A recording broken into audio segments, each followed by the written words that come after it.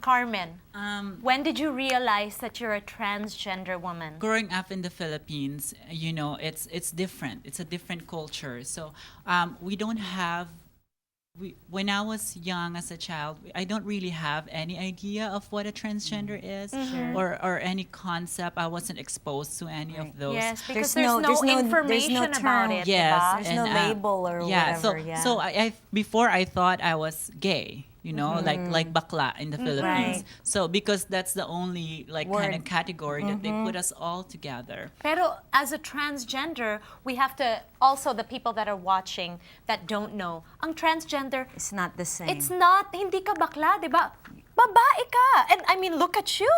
You look Or amazing. You've always felt like you're a girl inside. Yes, as early, I believe, 3-4 years old, I know I'm different.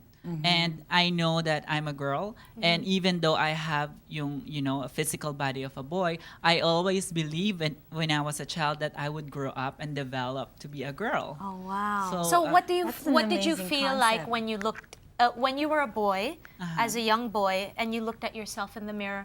Ano yung pakiramdam mo? How did you feel? Mahirap para sa akin yung makita yung sarili ko na hubad, like naked. So hindi mo parang na lang hindi- Oh. tinitingnan. It's like Parang hindi ikaw I yun. ignore. Yeah, like I always look at the mirror with a cover, like a towel, or I have to put something on before I look at the mirror, because every time I see my naked body, it's like something's wrong. It's like something doesn't belong here. Like Right. it's not But- me. yeah. Yes. But during high school, yun yung parang adolescent, and then I'm starting to become more masculine and manly. So that's when all the confusion started. Like Oo, I'm sure Yeah. mahirap Yeah. yun para sa'yo. Yeah. and then I felt scared, and I don't know what's gonna happen to me. And in the Philippines, there's not much support. There's not, hindi katulad Wala mga dito na we groups, have, support we have groups. support. There's support groups, but yung healthcare, and then where do I go? I didn't have that. Not until I got to college. Right. I went to University of the Philippines, and UP. yes, Wow. and I became part of an organization called UP Babaylan, which is an LGBT support group, and there's transgenders there that are like me, and that's when I start to kind of like figure out what's going on. Yes. And Community is so Right. important, isn't it? Yes. So Carmen, how did your family feel when you told them that you're transgender? Did they accept you right away? well, it's in my case, I did not really have to come out. It's like They didn't knew. really- Yeah, because it's like it's not like they have a choice. But it's an interesting story, because my mother and father are separated. So I grew up in the Philippines with my mother's side of the family, and with my mother's side, and even my mother herself, she's very accepting, very loving, very caring. They told me, bago ako mag-transition, when I graduated high school, they told me, we love you for who you are, and we just want you to be careful. Yes. Because we know that it's gonna be hard. The world out there is gonna So be. they kind of just told me that that's the only concern they have. They're concerned about my safety. So, yeah. So isn't what it- happened when you Yeah. There's a story when you met your dad. Yeah. So my dad wasn't with me for basically the whole growing up. And when I was 21, I got petitioned to come here in the United States, and that's the very first time that I lived with my father. And syempre, alam mo naman yung mga Pilipino sa atin, maybe he expects a son Yes. to So what did he do when at he the saw you? airport. Yeah. And then so when we were at the airport, and I'm already full, I've been living full time as a woman for about 5 years before I came here.